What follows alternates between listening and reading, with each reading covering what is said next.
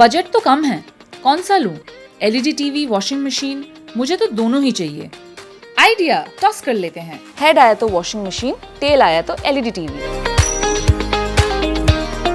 अरे यार, ये तो एलईडी टीवी आ गया। मेरा प्रायोरिटी तो वॉशिंग मशीन था। ग्रेट ईस्टर्न के ईयरिंग सेल पे आप दोनों ही ले सकते हो। Wow! Get the greatest deals at Great Eastern Retail's earring cell.